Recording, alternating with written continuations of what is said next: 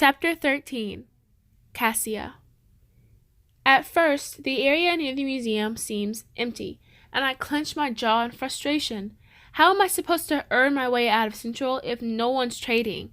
I need the commissions. Be patient, I remind myself. You never know when someone might be watching, waiting to decide whether or not they want to speak up. I'm the only trader here right now, which won't last long. Others will come. I see movement out of the corner of my eye, and a girl with short blonde hair and beautiful eyes comes around the corner of the museum. Her hands are cupped in front of her, holding something. For a moment, I think of Indy in her wasp nest, and how carefully she always carried it in the canyons. The girl comes closer to me. "Can I talk to you?" she asks. "Of course," I say. Lately, we've mostly done away with the passwords of asking about the history of the society. There's not as much need for them anymore. She holds out her hands, and there, sitting inside of them, is a tiny brown and green bird. It's so strange that for a moment I stare at the bird, which does not move in any way except for the wind tossing its feathers gently. They're a shade of green I recognize. "I made it," the girl says, "to thank you for the words you wrote for my brother. Here." She gives me the bird. It's tiny, sculpted out of mud, and then dried. It feels weighted and earthy in my palm, and the feathers, tiny torn pieces of green silk, only to cover the wings. "It's beautiful," I say. "The feathers, are they from the square of silk the society sent me after my banquet a few months ago?" she says.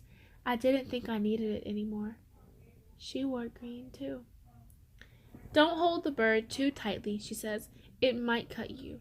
And then she pulls me out from under the tree's shadow, and the parts of the bird that aren't feathered turn starry. They glitter in the sun. "I had to break the glass to get the silk out," she says, "so I thought I might as well use it. I crushed it, and then when I'd made the bird, I rolled it in the pieces. They were almost as small as sand." I closed my eyes. I did something similar, back in the burrow. When I gave Kai the piece of my dress, I remember the clean snap when I broke the scrap free. The bird shimmers and seems to move. Glitter of glass, feathers of silk. It looks so close to living that I have a momentary urge to toss it to the sky to see if it will take wing. But I know I will only hear the thud of clay and the scatter of green when it hits the ground. The shape that made it bird, flying thing, destroyed. So I hold it carefully and let this knowledge, rise within me like a song. I'm not the only one writing. I'm not the only one creating. The society took so much from us, but we still hear rumors of music, hints of poetry. We still see imitations of art in the world around us. They never did keep us from all of it. We took it in, sometimes without knowing, and many still ache for a way to let it out. I realize all over again that we don't need to trade our art. We could give or share. Someone could bring a poem, someone else a painting. Even if we took nothing away, we would all have more, having looked on something beautiful or heard something true. The breeze dances the bird's green feathers. It's too beautiful, I say, to keep to myself.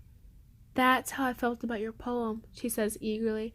"I wanted to show it to everyone." "What if we had a way to do that?" I ask. "What if we could gather together and everyone could bring what they'd made?" "Where?" The museum is the first place that comes to mind, and I turn and look at its boarded up doors. If we could find a way inside, the museum has glass cases and glowing golden lights. They are broken, but perhaps we could repair them. I imagine sliding open a door to one of the cases and pinning my poems inside, then stepping back to look. A little shiver runs through me. No, that's not the place. I turn back and the girl watches me, her gaze level and measuring. "I'm Dalton Fuller," she says. "We're not supposed to give our names away as traders, but I'm not trading." "My name is Cassie Rise," I tell her. "I know," Dalton says. "You signed it on the poem you wrote." She pauses. "I think I have a place that will work." "No one comes here," she tells me, "because of the smell. but it's starting to get better. We stand at the edge of the marsh that goes to the lake. We're far enough away that we can only see the shore, not what might be washed up on it. I've wondered about those dead fish bumping against the dock, my shins, my hands. Was it a last-ditch effort on the society's part to poison more water the way they did in the outer provinces in an enemy territory? But why would the society do something like that to their own lake? As the rising has cured the plague, they've made the still zone smaller. I've seen airships lifting the pieces of the barricade back up into the sky, pulling the other pieces in more closely. Some of the buildings that were once within the barricade are now back outside of it. The rising brings the unused pieces of the barricade out to this vacant ground near the land. The lake. Taken apart, the white pieces of the wall look like art in themselves, curving and enormous, like feathers dropped to earth by giant beings and then turned to marble, like bones risen from the ground and then turned to stone. They are a canyon shattered, with spaces to walk between. I've seen this from up on the air train stops, I say, but I didn't know what it looked like up close. In one place, they've dropped two pieces closer together than the others. The pieces form what looks almost like a long hallway, curving toward each other, but not meeting at the top. I walk inside, and the space underneath is cool and a little bit dark, with a neat line of blue sky streaming in light from above. I put my hand against a piece of the barricade and look up. Rain will still get in, Dalton says, but it's sheltered enough that I think it would work. We could put the pictures and poems on the walls, I say, and she nods, and build some kind of platform to hold things like your bird. And if someone knew how to sing, they could come here and we could listen.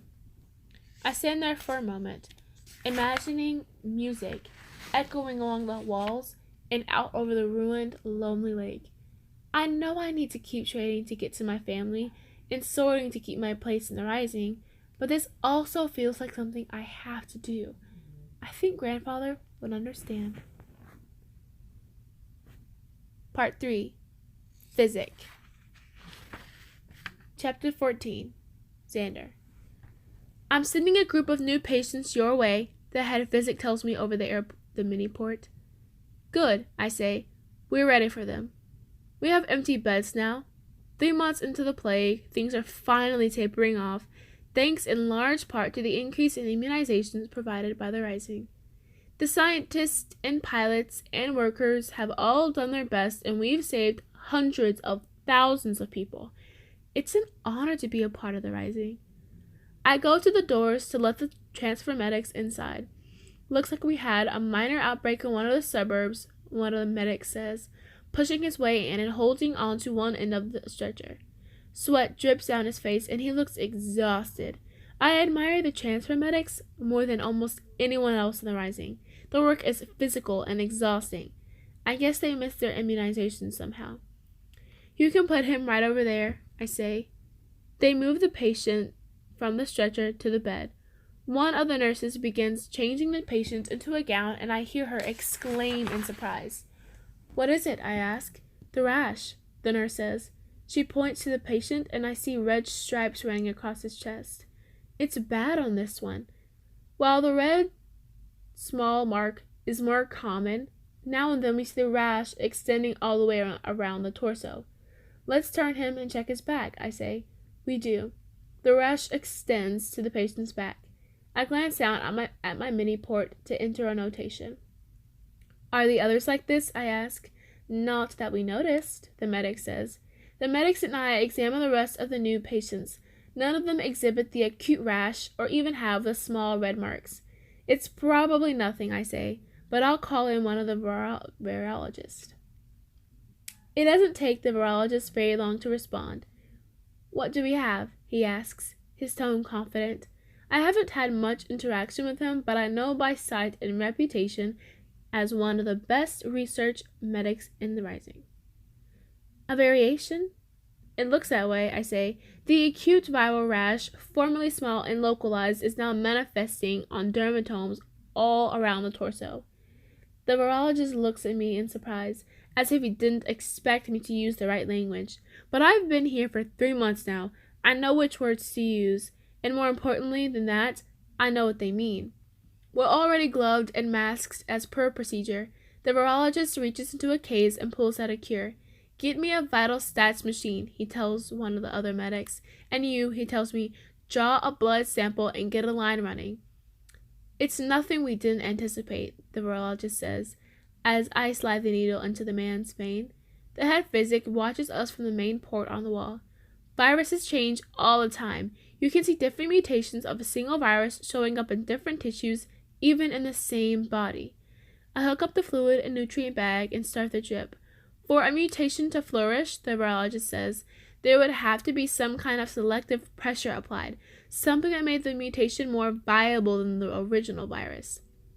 He's teaching me, I realize, which he doesn't have to do, and I think I understand what he's saying. Like a cure, I ask, could that be the selective pressure? Could we have given this new virus the opportunity to flourish? Don't worry, he says. What's more likely is that we have an immune system responding uniquely to the virus. He looks at the patient and makes a notation in the mini port. Since I'm attending, it pops up on my mini port as well. Rotate patient every 2 hours to prevent skin breakdown. Clean and seal affected areas to inhibit the spread of infection. The instructions are the same as those for all the other patients. Poor fellow, he says. Maybe it's best he stays under for a while. He's going to hurt before he heals. Should we quarantine the patients from this transfer in a separate part of the center? I ask the head physic over the port. Only if you'd prefer not to have them in your wing, he says. No, I say. We can quarantine later if necessary. The virologist nods. I'll let you know as soon as we have the results from the samples, he says. It may be an hour or two. In the meantime, start them all on the cure, the head physic tells me. All right. Nice work drawing the blood, the virologist says as he leaves the room. You'd think you were still a medic. Thanks, I say. Carol, the head physic says, you're long past due for a break. Take one now while they're running the sample. I'm fine, I say. You've already extended your shift once, the head physic tells me from the port. The nurses and medics can handle this. I've started taking all my breaks in the courtyard. I even bring my food out here to eat. It's a little patch of trees and flowers that are starting to die because no one has time to take care of them. But at least when I'm out there, I know whether it's day or night.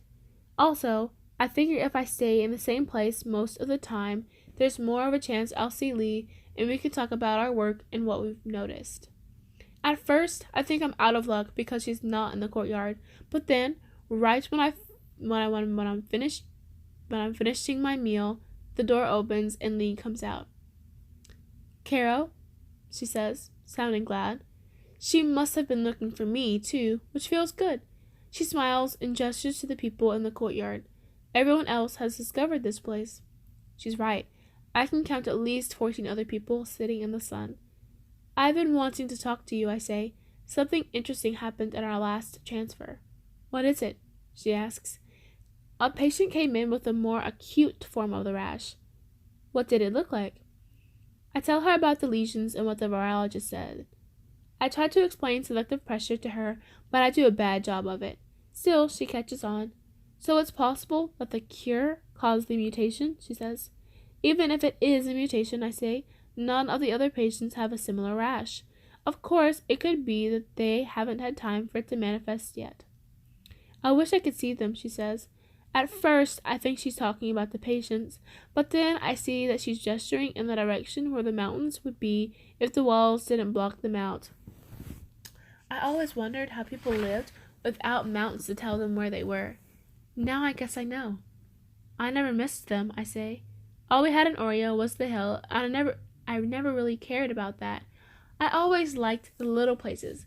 The lawn at first school, the bright blue of the swimming pool, and I liked the maple trees in the burrow before they took them down. I want to build all those things again, but this time without the society. My other name is Xander, I say to Lee suddenly, surprising us both. I don't think I ever told you that.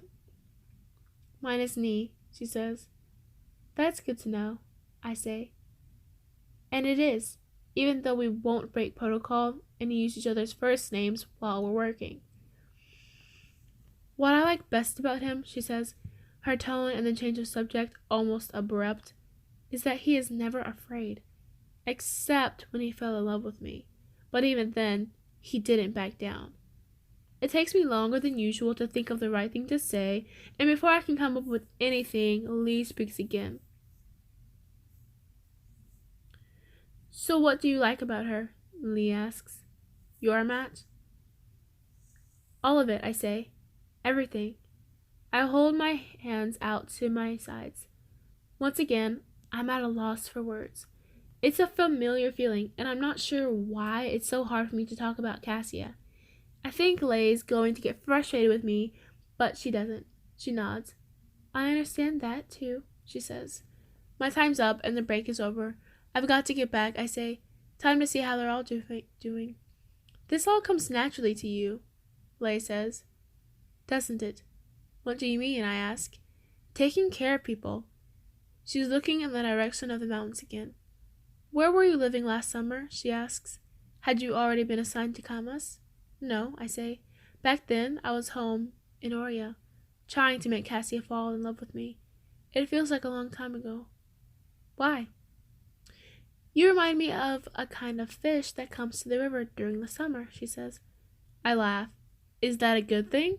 She's smiling, but she looks sad. They come all the way back from the sea. That seems impossible, I say. It does, she says, but they do, and they change completely on the journey. When they live in the ocean, they're blue with silverbacks. But by the time they get here, they're wildly colorful, bright red with green heads. I'm not sure what she thinks this has to do with me. She tries to explain. What I'm trying to say is that you found your way home. You were born to help people, and you'll find a way to do that, no matter where you are. Just like the red fish are born to find the way back from the ocean. Thank you, I say. For a second, I think about telling her everything, including what I really did to get the blue tablets. But I don't. Time for me to get back to work, I say to Lay, and I dump the last of the water in my canteen on the new roses near our bench and head for the door. I walk along the backs of the houses in Maple Tree Borough, near the food delivery tracks. Even though it's late and no meals are being delivered, I can hear the soft scrape whine of the carts in my mind. When I go past Cassia's house, I want to reach out and touch one of the shutters or tap on a window, but of course I don't. I come to the common area for the borough, where the recreation areas are clumped together. And before I even have time to wonder where the archivist is, he appears behind me. We're right behind the pool, he says. I know, I tell him. This is my neighborhood, and I know exactly where I am. The sharp white edge of the high dive looms in front of us. Our voices whispering in the humid night sound like locust wings in greeting. He climbs over the fence swiftly, and I follow. I almost say, the pool's closed. We can't be here. But, obviously, we are. A group of people waits under the high dive. All you have to do is draw their blood, the archivist tells me. Why, I ask, feeling cold. We're taking tissue preservation samples, the archivist says. We all want control of our own. You knew this. I thought we'd be taking the samples the usual way, I say, with swabs, not needles. You only need a little tissue. This way is better, the archivist says.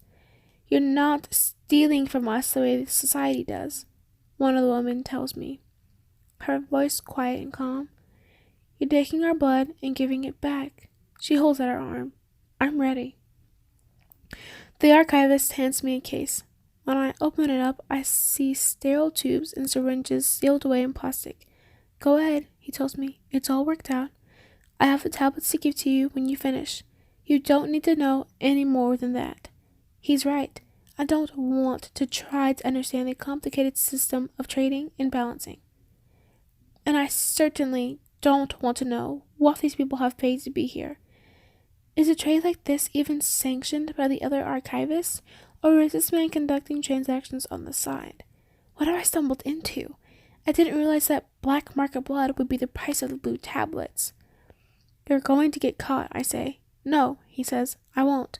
Please, the woman says, I want to get home. I put on a pair of gloves and prepare a syringe. She keeps her eyes closed the whole time. I slide the needle of the syringe into the vein near the crook of her elbow. She makes a startled sound. Almost done, I say. Hold on. I pull the syringe back out and hold it up. Her blood is dark. Thank you, she says. And the archivist hands her a square of cotton that she presses against the inside of her arm. When I finish, the archivist gives me the blue tablets. And then he tells the others, we'll be here again next week. Bring your children. Don't you want to make sure you have enough samples for them, too? I won't be here next week, I tell the archivist. Why not, he asks. You're doing them a service. No, I say, I'm not. The science doesn't exist yet to bring people back. And if it did, I thought, I'm sure people would use it, like Patrick and Ida Markham. If there was a way to bring their son back, they'd do it. Back at home, using a little scalpel stolen from the medical center, I perform the only surgery I'll ever likely do. Slicing very carefully along the back of the tablets, cutting the paper from the archivist's port into strips, inserting them, and then holding the packages over the incinerator to melt the adhesive back together. It takes almost all night, and in the morning I wake up to the sound of screaming in the burrow as they take Kai away. Not long after that, Cassie leaves too, and thanks to me, she's got blue tablets to take with her. I walk back to my wing, to check on the patients. Any adverse reactions to the cure? I ask. The nurse shakes her head. No, she says. 5 of them are responding well, but the rest, including the patient with the rash, are not. Of course, it's still early. She doesn't need to articulate what we both know. Usually, we've seen some sort of response by now. This isn't good. Has anyone else manifested with the rash? We haven't checked since they came in, she says. It's been less than an hour. Let's do it now, I say. We turn one of the patients over carefully. Nothing. We turn another patient. Nothing. But the third patient's rash circles her entire body. Her lesions aren't yet as red as those belonging to the first patient, but the reaction is certainly atypical. Call the virologist, I tell one of the medics. Carefully, we turn the woman back over and I catch my breath. Blood seeps from her nose and mouth. We have a patient with different symptoms, I tell the head physic over the port. Before he can answer, another voice comes over my mini port. It's the virologist. Caro? Yes. I analyzed the viral genome taken from the patient with the circumferential rash, he says. It reveals an additional copy of the neural insertion envelope protein gene. Do you understand what I'm saying? I do. We have a mutation on our hands.